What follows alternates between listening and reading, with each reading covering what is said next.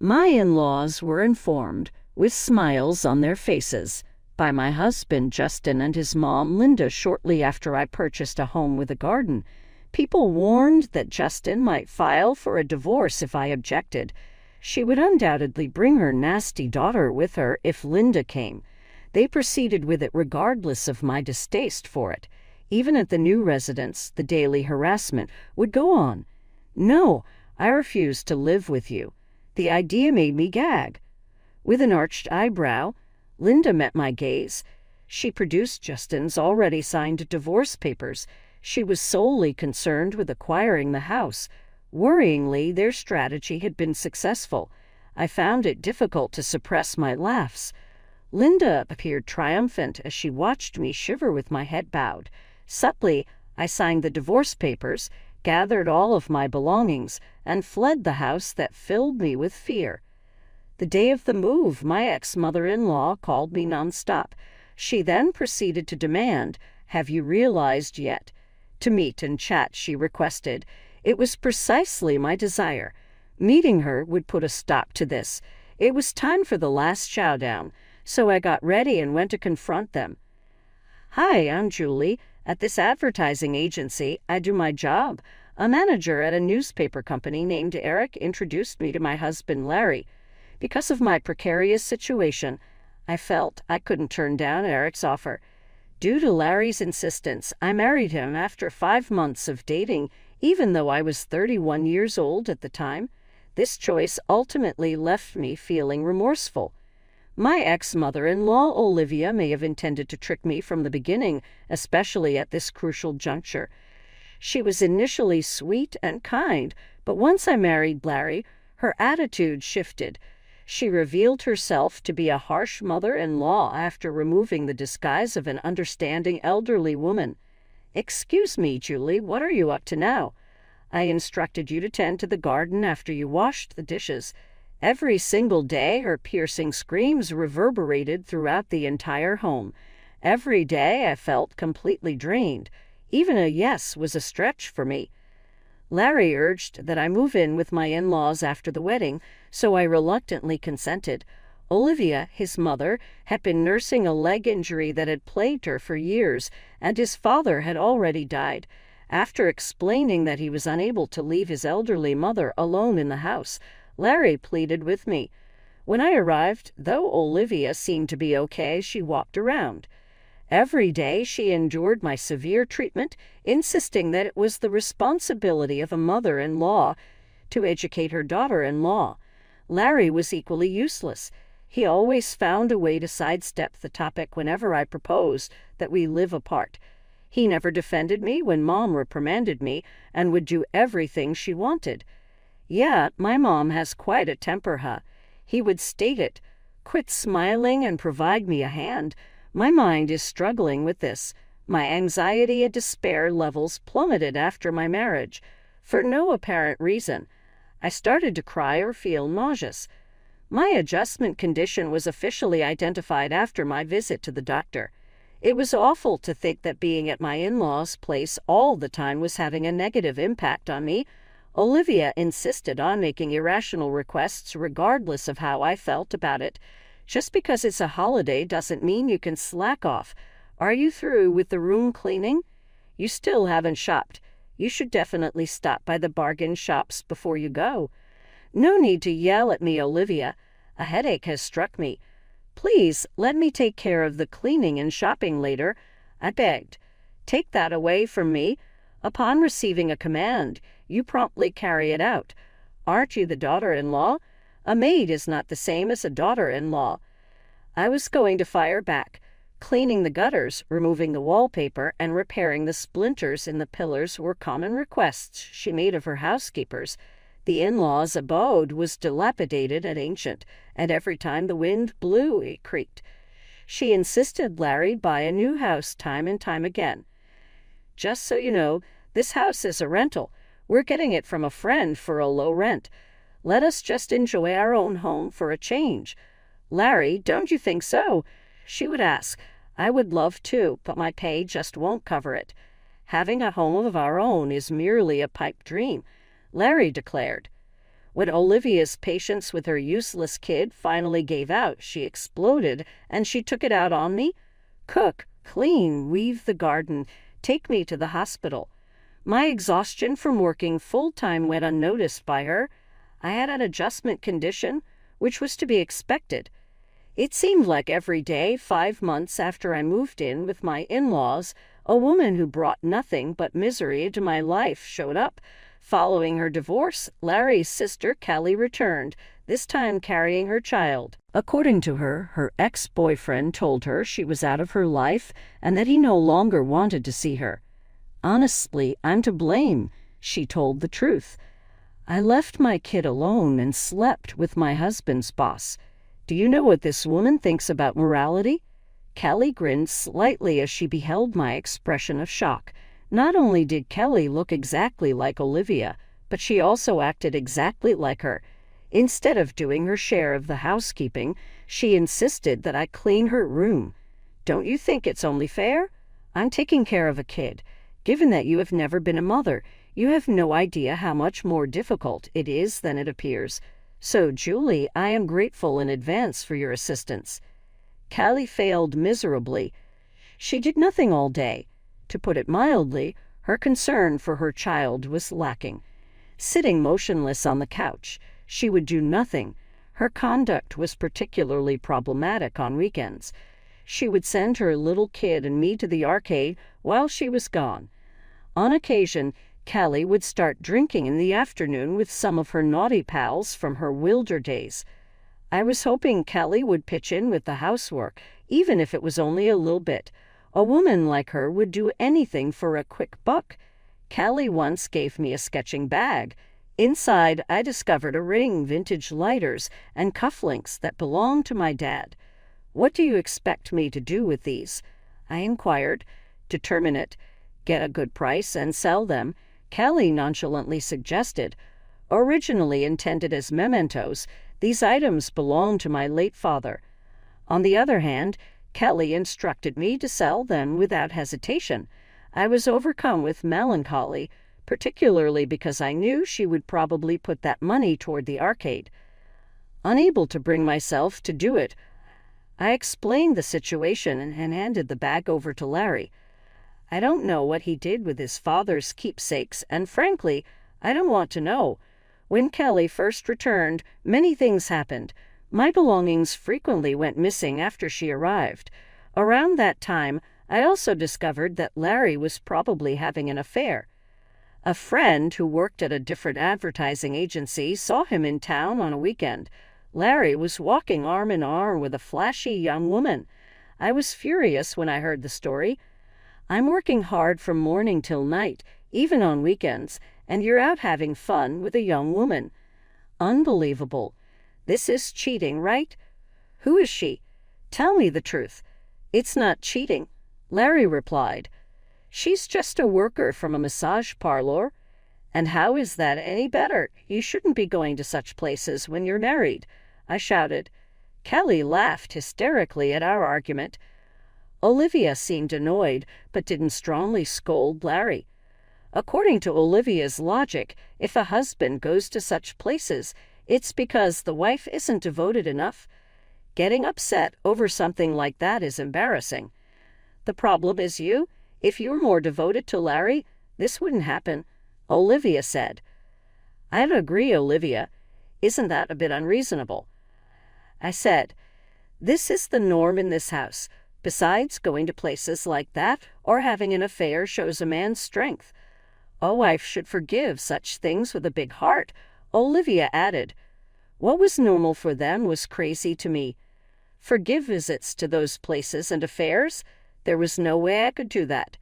My frustration only grew, and I couldn't just stand by any longer. Determined to change this unpleasant situation, I decided to take action. Olivia and Callie stayed the same, day after day, treating me like a servant. They lounged around on a sofa or floor, raising their voices when they were hungry. Hey, why isn't lunch ready yet? It's already noon. Stop dragging your feet, Julie. You're so slow. It's annoying. Then why don't you make it yourself? I've been cleaning the garden. airing out the carpets, and shopping with no time to rest, I replied, "Don't talk back. Know your place as the daughter-in-law." They snapped. I wasn't even allowed to voice my opinion. I was utterly fed up. I wanted a divorce immediately, but if it were that easy, I wouldn't have been struggling. Larry was introduced to me by Eric, a manager at a newspaper company. I owed a lot to my boss, Richard, who also asked me not to do anything that would embarrass him. Olivia knew this and often used it against me. I was completely stuck between a rock and a hard place. For a while, all I could do was endure. Then one day, Larry's affair became undeniable. That friend from the other agency got solid proof. The first stage of my plan was complete. I needed to figure out my next move. About a month later, I think it was, Callie spread out a housing catalog on the dinner table after dinner. From every angle, it was clear that these were items I had put in my bag. "Look at this. Julie was planning to buy a house." "Wait, did you rummage through my bag? Why? Why would you do that?" I demanded. "Just be quiet. Oh, it's a nice house. A bit in the countryside, but still," Callie said. "Hey, Julie, you should have discussed something like this with me," she added. "I had my eye on a house with a garden, as Olivia said. It was in the countryside, but it looked quite good." I had already visited the place several times and met with the real estate agent. When I admitted this, the three of them became very interested. "What? How far along are you in the process? Are you going to buy it? It's cheap and spacious. Not bad at all," Olivia said. Larry added, "Men got to be bold. Oh well, a house with a garden, huh? That's a big decision. If you decide to become the head of your own household, I'll support you and I'll even help a little financially. Wouldn't you like to leave here and live with Julie in your own place?" Olivia said, pretending to be supportive. She was already encouraging Larry before I could say anything. How fake. She had no intention of letting me go easily. When I asked whose name the house would be under, Larry frowned. "I'm the head of the household. It will be in my name, of course. Then can I go ahead with the purchase? We'll buy this house and the two of us will move out, right?" I asked. "All right, I've decided. I'll buy the house. Go ahead and move forward with the arrangements," Larry finally said firmly. Olivia and Kelly both praised Larry for his decision, but I noticed them exchanging a knowing smile. A few days later, just after buying the house with a garden in the countryside, as planned, Larry and Olivia, both grinning, made an announcement. "They're moving in, too," Larry said. "What? But you said we'd live there alone," I exclaimed. "After thinking it over, we decided to live together. You're not going to say no, are you? If you refuse, I'll make Larry divorce you." "I wonder what your boss, Richard, would think of that," Olivia said. There it was, a cowardly move. If Olivia came, Kelly would surely follow. I shuddered at the thought of daily harassment continuing even in the new house. "No way. I absolutely refuse. I have no intention of living there with you," I said firmly.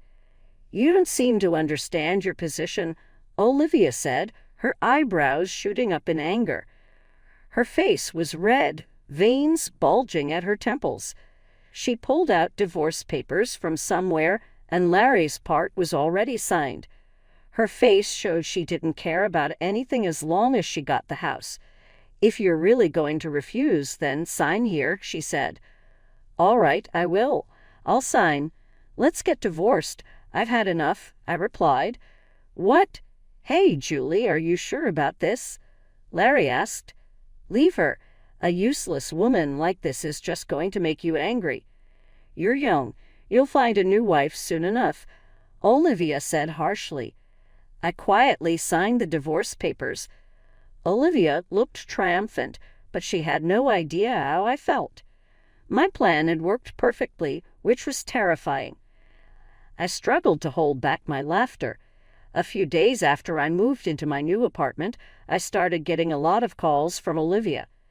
Checking my calendar, I realized today was their moving day. She must have figured it out. The phone kept ringing nonstop. Typical Olivia. Ignoring the calls didn't help. They kept coming. Finally, I answered. Due to her persistence, Olivia didn't even say hello. She just started yelling. Julie, how could you do this? What kind of house did you make us buy? Hello, Olivia. Calm down. What are you talking about? I replied. Don't play dumb. This house. You knew it was defective when you bought it, didn't you? Didn't you? She screamed. That's right. The house I chose had problems. The ground was unstable, causing the land to sink. Even a new house could have doors and windows that wouldn't close properly after a few years. There were old mining tunnels nearby that caused these issues. The locals knew about this and built their houses on stable land. Only clueless newcomers fell into this trap. I used this problem-ridden house to trick those three. It was tough to find a reasonably priced defective house, even with the help of a real estate agent. I also made sure Kelly would steal the real estate catalog from my bag. I had deliberately left my bag in an easy-to-steal place. They fell right into the trap and moved in. It was hard to keep from laughing when I signed the divorce papers. I wanted to tell them everything, but I couldn't. I played dumb. A defective house? That can't be right. There must be some mistake, I said, feigning innocence. What is with that attitude? So fake. Just come over here, Olivia demanded. No, honestly, I don't ever want to see you again, I replied firmly. What? What did you say? She yelled. There was no way I wanted to see that unreasonable family again. I told her I wouldn't meet them, even if they paid me. Then Larry took over after she clicked her tongue. Julie, please think about our situation a little, Larry said. I could say the same to you, Larry. Did you ever think about my feelings? No, you didn't. I was always isolated, I retorted. I'm sorry. I'll apologize. Just tell me where you moved to, he pleaded. Why would I tell you that? If you showed up, I'd have to move again. I want to cut all ties with you, I said. The conversation went nowhere. Eventually, Olivia and the others started making even more outrageous claims. They said the divorce was invalid and that we were still family. I had 2 colleagues sign as witnesses and submitted the divorce papers to the city hall. They are valid, and there's no way it's invalid. How unreasonable can they be? Anyway, they kept insisting. Just meet with us once, Julie. We need to settle this properly. Olivia and Larry were determined to meet and talk. I knew they would keep calling if I kept refusing. I had no choice but to meet them to put an end to it myself. Fine, I'll meet with you once, I said. Thank you. I owe you one, Larry replied. But I'll choose the time and place, okay? I couldn't risk being ambushed or followed. I needed to stay in control to ensure my safety. After making careful plans, I arranged to meet the 3 of them at a cave. I arrived at the cave 15 minutes late. Olivia and Kelly were already furious from waiting. Larry had a strained smile on his face. As expected, they were predictable. How dare you keep your elders waiting? It's so disrespectful, Olivia shouted. I don't want to hear about respect from you. So what do you want? I replied. What's with that attitude? It's infuriating. We're stuck with a defective house because of you. Take responsibility. Kelly chimed in. I told you I don't know anything about that. You decided to move in on your own, didn't you? I responded.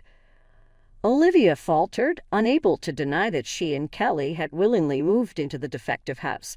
Their previous home was being renovated, so the only place they had to live was the defective house. If you're done, I have something to say, Olivia. I will be suing you for damages. Prepare yourself, I said. What damages? Suing. Why? What did I ever do to you? Tell me clearly, Olivia demanded.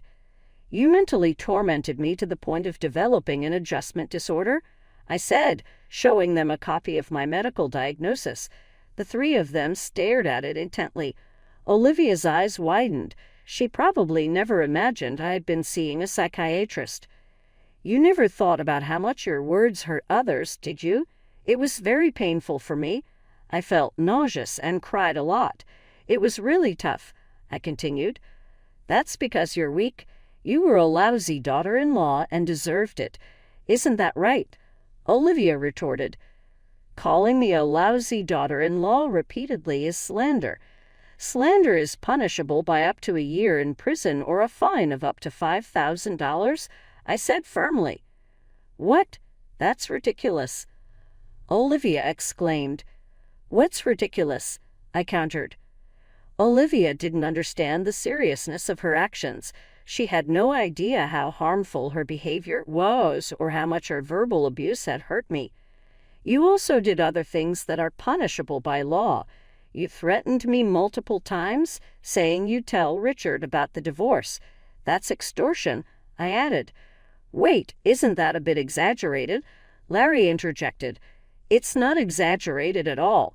By the way, extortion carries a penalty of up to 3 years in prison or a fine of up to $5,000, I replied. I won't back down on this, I said firmly. All right.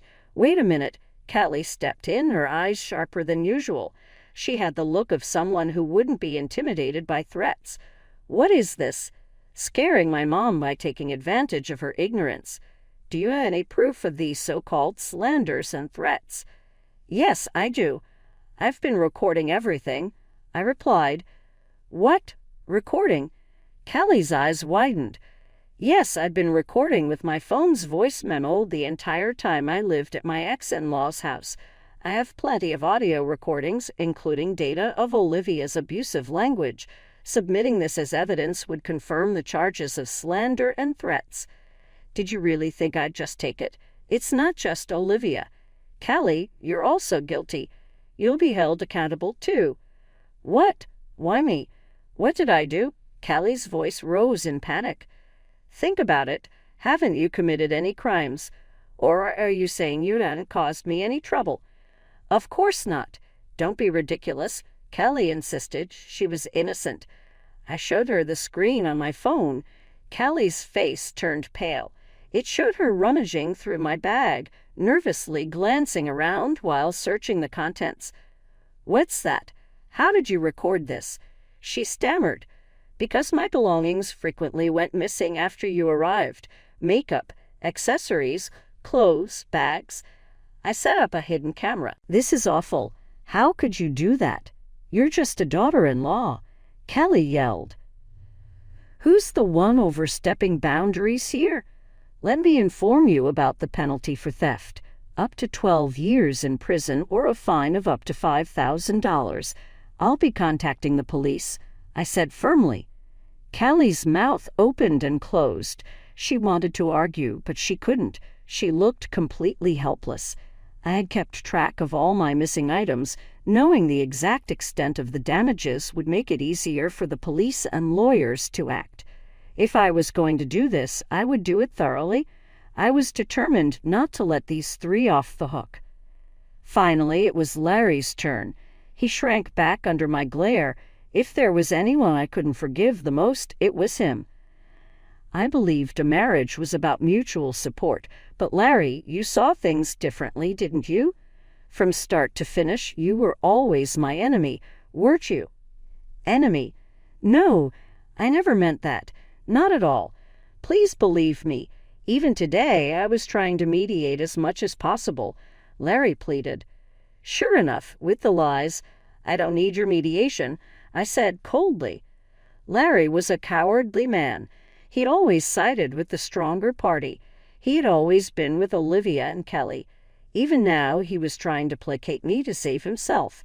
If he had been a slightly better man, maybe, but it was too late now. I would have stayed married if he had just said, let's move away and live just the 2 of us. The name of your affair partner, I believe, is Nick. What? How did you? Larry stammered. I had a friend investigate. She's good at that. Even have pictures of you and Nick entering a hotel together. Look here, they are, I said, showing the photos. No, Don't show them. Don't show them. Larry tried to stop me from showing the screen. He didn't want his mother and sister to see his affair, but why should it matter? Their morals were already broken. They were all like-minded. I returned the phone to my backpack along with the copy of the diagnostic. Everything that was required of me has been proven. When faced with failure and exhaustion, Olivia, Larry, and Kelly lied. The authorities would be notified in the event that they committed any wrongdoing. They appeared frightened, but I was determined to call the cops no matter what they did. I think the cops will show up at some point. Attempt not to flee. Doing so will exacerbate the problem. Also, stay away from me. Do you get it? I made a warning. Julie, just be a little warmer. Recall that we were married up until quite recently. Then Larry begged. It was a major error on my part to be married to you, in my honest opinion. I am so relieved that we are no longer a couple. I will file charges if you pursue me. So, unless absolutely necessary, do not wait outside my office or contact me, I stated sternly. After we settled on a few basic terms, I excused myself from the cafe. They maintained their downcast expressions even after I departed. People will talk regardless of your efforts. Word of Larry's divorce got around the office fast. The causes, including his adultery and abuse of me, became public knowledge at the same time. This led to Larry being treated coldly by his coworkers. It was Eric from the Associated Newspaper Company that first introduced us. As expected, Larry became distrusted and was looked down upon. Larry finally left because he couldn't stand working in such a harsh environment. His connections with his family, including his mother and sister, deteriorated as he had trouble finding work. Larry showed up again in my life around a year after we divorced. As I was getting out of my office, he shouted my name, and as I turned around, I saw a scruffy-looking man standing there. "My name is Larry. You were so unfamiliar to me," I remarked. "I am aware." Larry lamented that people had noticed a difference in his appearance. His appearance betrayed the hardships he had endured. "How are Olivia and Kelly?" I inquired. "They're not dead, but they're clinging on by a thread. If they didn't start working now, we wouldn't have a chance of survival. Constantly, they express a desire to return to the previous way of life, dependent on our combined income. Nothing has changed with them." Larry compared them to parasites. Severing relations with them was unquestionably the correct choice. He refrained from arguing, which caught me off guard. After apologizing to me, Larry let out a heavy sigh. "I apologize deeply for all that has happened. It is something I really regret. I acted foolishly. I see your point. You should have counted on me from the beginning. That was really insane of me. Your entire family has been completely insane since the beginning." I responded with a sense of coldness. "Allow us to coexist once more, please. This time I'm going to sever all connections with them." He begged her to be his sole companion. "Is that so?" I'm in a relationship with someone else now." I stated with conviction that I would never accept you back, regardless of my honesty. Larry fell to his knees at my words, but his strategy had failed. In that very moment, I would have spit on him if I had been less polite. I drove home after abandoning him. I never heard from him again. According to the real estate agent who assisted me, Olivia, Larry, and Kelly's lives had completely unraveled. Their relationships deteriorated as a result of their shared blame for their impoverishment. Their neighbors reported hearing yelling and shattered glass from their home nearly nightly. They scolded and tortured one another without success. It was just terrible. Nobody wanted to talk to them, so they lived in relative isolation.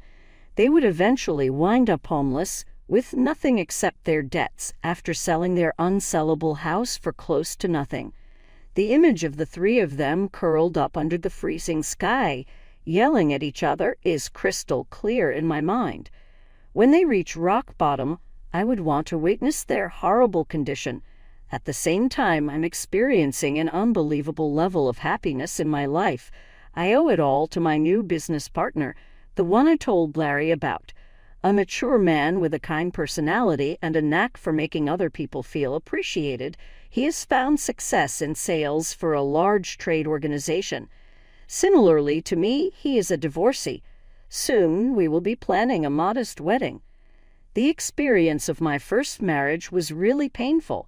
When I think back on the bad days, I still get emotional, yet leaning on him brings me solace and warmth. This is my rightful place. After a lengthy detour, I arrived at my destination. I feel that way. My experiences have taught me to be more compassionate toward others. Making the most of what life has given me, I want to shine brightly. At the moment, that is my sentiment.